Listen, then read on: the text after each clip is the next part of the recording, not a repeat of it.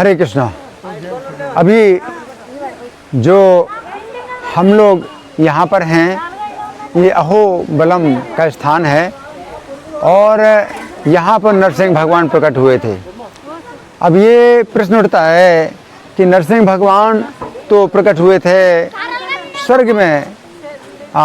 हिरण्यकशिपु ने स्वर्ग में अधिकार कर लिया था, देवताओं को स्वर्ग से निकाल दिया था और इंद्र के भवन में वो जो है अधिकार कर लिया था। और वहीं पर स्तंभ में जो है भगवान नरसिंह देव प्रकट हुए थे। अब यहाँ पर कैसे समझें कि इस स्थान में नरसिंह भगवान प्रकट हुए थे? तो हमें समझना चाहिए कि जो स्थान स्वर्ग का, इंद्र भवन का, जहाँ भगवान नरसिंह प्रकट हुए थे, तो उस स्थान के कुछ हिस्से पृथ्वी के विभिन्न स्थानों में प्रकट हुए। तो जो खंभा जिससे कि नरसिंह भगवान प्रकट हुए थे, वो खंभा यहाँ पर प्रकट हुआ।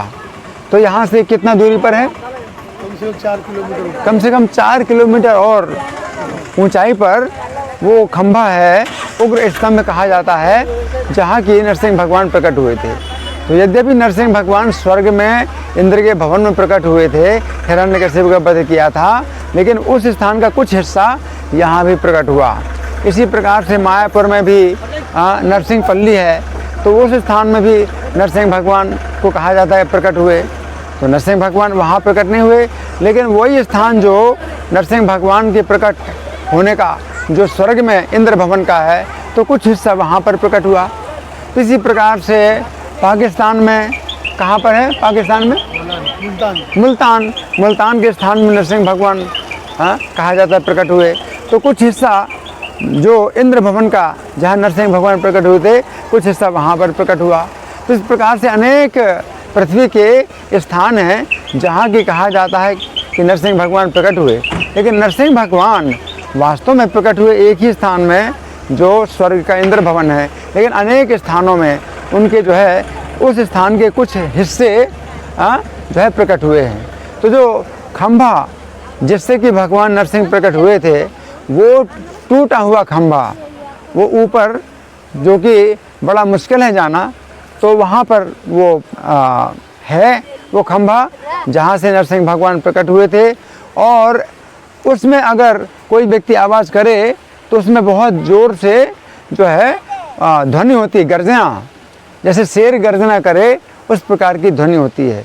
तो जो श्रीमद् भागवत में बताया गया है कि जब हिरण्यकशिपु ने घूंसा मारा था स्तंभ के ऊपर, प्रहलाद को चुनौती देने के लिए कि यहाँ पर क्यों नहीं दिखाई दे रहा तेरा भगवान, जिस ईश्वर का तुझे इतना बल है कि तू मेरे सामने नहीं डर रहा है, तो वो ईश्वर इस खंभे में क्यों नहीं दिखाई दे रहा है? तो घूंसा मारा, और घूंसा तो इतनी ज़ोर से नहीं मारा था कि इतनी ज़ोर से आवाज़ होती कि पूरी पृथ्वी जो है गूंज गई, उस गर्जना जो खंभे के अंदर गर्जना हुई।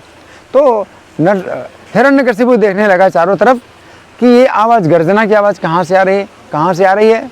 और तब हिरण्यकशिपु ने देखा कि वो खंभा फट गया है और ऐसा एक जंतु उसमें से निकल रहा है जो कि ना तो शेर है और ना मनुष्य है, ऐसा जंतु जो कि ब्रह्मा जी की सृष्टि में कोई नहीं है। तो हिरण्यकशिपु ने वर मांगा था कि आपकी सृष्टि में जितने भी प्राणी हैं उनमें से कोई भी मुझे ना मार सके। तो ब्रह्मा जी ने जो बनाए हैं प्राणी, वो 84 लाख प्रकार की योनियों के अंदर ही सब हैं। तो 84 लाख प्रकार की योनियों में कोई भी ऐसा जंतु नहीं है जिसका रूप जो है नरसिंह भगवान ने धारण किया। इस प्रकार से ब्रह्मा जी के वरदान को सत्य करते हुए हिरण्यकशिपु का वध किया। तो ये जो स्थान है, तो यहाँ पर जो है बहुत विशेष पवित्र स्थान है और यहाँ का जो दृश्य है वो आप देख सकते हैं। तो आप दिखाइए, प्रद्युम्न प्रिया दिखाओ यहाँ के स्थान का जो दृश्य है, दिखाइए। ये बड़ा जो है स्थान पवित्र है और ये जो है यहाँ पर झरना भी बह रहा है, बड़ा सुंदर झरना बह रहा है। और पहाड़ का जो स्थान है ये बहुत पवित्र है।